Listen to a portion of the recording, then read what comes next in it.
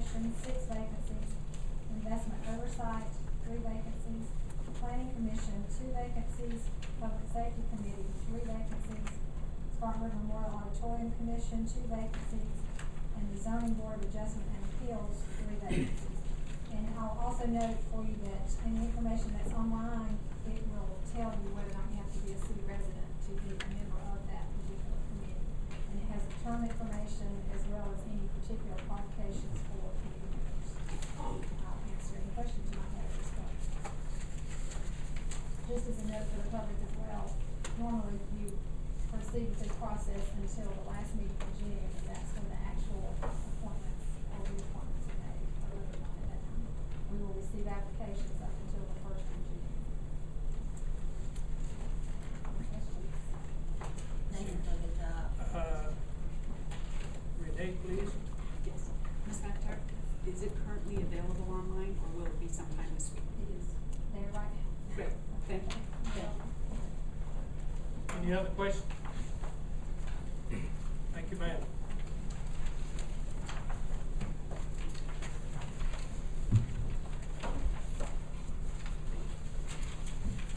I've got staff recommendations, hospitality tax funding under 10 and 11. Senator Chris Story, Assistant City Manager. Good evening, sir. Good evening, Mayor and members of council. This is a difficult piece of business, so it's going to take just a couple minutes to go through staff's recommendation on the hospitality tax. Some of the ground I'm going to cover you're well aware of, but I thought might be helpful because some of the affected organizations have representatives present today, and I want them to have the same benefit of information that we all do about this particular fund of the city and the important quality of life the investments we fund from it.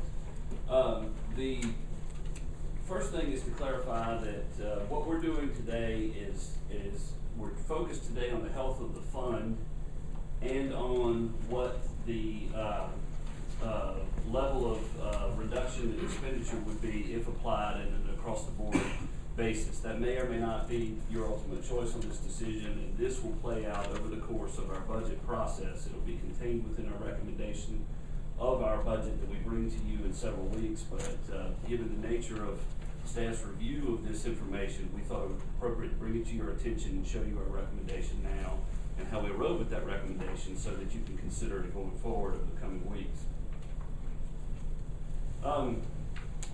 Quickly here, my chart's a little skewed here, I hope you can read.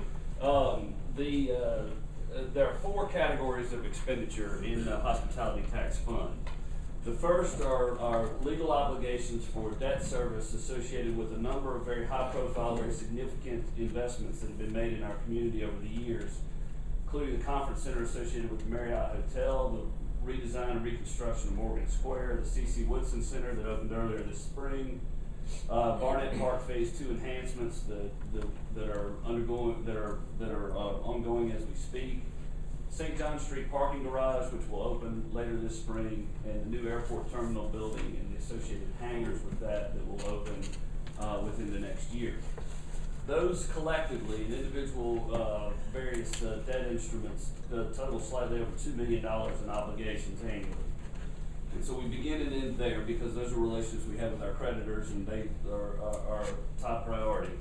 Second category are multi-year capital project commitments where there is no lending entity involved, but they're annual investments to form a city contribution in various capital projects, including the Chapman Cultural Center and the Community College and the renovation of the Evans Building. Those are what are in that category presently. The next category, and I apologize, they're all lettered A. They weren't when we transferred this file over. They were A through D. I'm not 100% sure what happened there. But the third category is transfer to the general fund for indirect costs associated with a number of things in this enterprise, and that's statutorily limited at 20% of the fund, and we've not approached that 20% mark. Historically, this is a precedent that we're following here of an even $500,000 a day. That leaves the final category of what we consider consider to be the funding that we provide on an annual basis to a number of community events, programs, and organizations that provide enhancements to our community, and there are various programs and events contained there. There are 23 line items in that basket, if you will, and in the current year's budget, they sum to $611,000. So total, that's $3.5 million of expenditures. And as you'll see, and I'll give you this in more depth of detail than you probably want, but expenditures based on our current estimate of the data we have in through the fiscal year so far, about 3/4 of the data in, we projected the recurring revenues in the fund will be about $3.2 billion. So you see we have an imbalance relative to expenditures and recurring revenue of about $300,000 in this year. That's the bad news. The good news is, over time, we've maintained a reserve fund in this account. That's based on your prior decisions and a judicious approach to the management of the fund. We have about $600,000 that we project will be remaining in the unreserved fund balance of the hospitality tax fund. More on that in a moment. This is just a little history there. This is the 12 months prior of each of the months over the last several years. And you can see what we, and this data will be available to any members of the public that has particular interest in it. You can see that as we closed out the fiscal year of fiscal year 2008 was at the high point of the revenue we received from hospitality tax. And at this time last year, this is where we were. We had about 3/4 of the year's data of fiscal year 2009, and we were looking ahead to make a projection for how we would be at the close of the current fiscal year, with fiscal year 10, so ending June 10. You see the X? The X is what we budgeted in terms of revenue. We budgeted a flat condition, and given the uncertainty of the recession's impact on this particular form of consumer spending, we thought it would be appropriate at that time, 1 year ago, to budget flat revenue. And we had expenditures with a little triangle dot that are slightly higher than that because, as mentioned before, we had accumulated this reserve, and so we were intended to use a portion of the reserve in this year going forward. Now, the significance of that is to show this. That's what we were thinking at that time would be the likely performance of our revenues going forward. A modest, incremental 2.5% growth over that time. So we had no concerns at that point that we were going to experience a significant imbalance in this year. But of course, things did not go as well as we would have hoped.